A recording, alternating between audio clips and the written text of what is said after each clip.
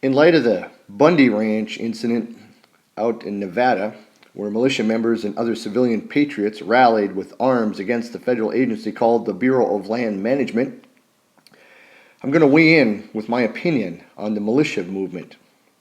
Two words come to mind right off the bat: too soon. Only pure hell forces action. Anything less can be rationalized for inaction and endured. The people are not behind the militia movement to defy the federal government. Better stated, not enough people are willing to lose everything to support the militia movement against the federal government. There are more sheep willfully asleep than those who are awake. I say in my book that a government, like any living thing, will do whatever it takes to survive when threatened with extinction. Here's a thought. The feds will have learned from their first handling on scene here at the Bundy Ranch. Next time, of course, they will be out in full force to pacify any militia movement.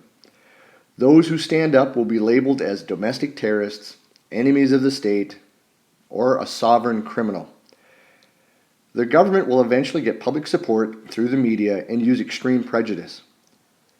Any shots fired in the federal direction will be used as a catalyst for sweeping gun control measures and severe restrictions of the internet. The elites running the government, they're not stupid. It's a mistake to think that. They know that the two biggest threats to their power are, number one, armed Americans, and number two, the internet and the information that flows on the internet. Not enough people will stand up for this patriotic cause. Examples will be made for all to see. You got to understand, the quest for power is the primary driving force of history. Always has been, always will.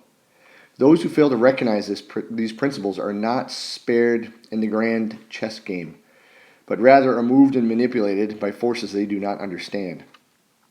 And if you think law enforcement officers will not follow orders, I say you're not grounded in reality.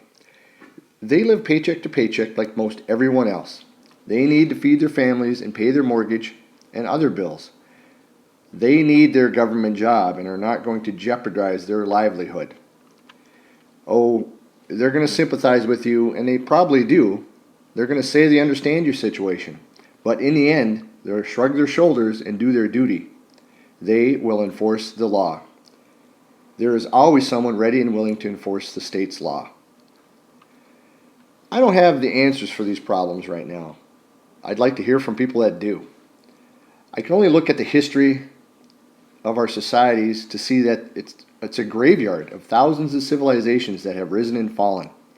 It's foolish to think we are not immune from this. Humankind hasn't changed throughout the centuries. I think all we can do is be aware of this fact and try to prepare for when our societies do collapse and begin to fall apart. In doing this, we have a better chance to survive and be around to help rebuild, hopefully not make the same mistakes all over again. If you haven't read the SHTF Art of War, and you want to know how the bad guys are going to operate when the lights go out, fear not. You can get it immediately at Amazon with no waiting for a Kindle download, or in its brand new ever popular electromagnetic pulse resistant format. Yes, it's out in print. I'll also leave the links for more free SHTF information at my website. You can go to www.shtfartofwar.com for more insight into my book, and like I said, a lot more free information.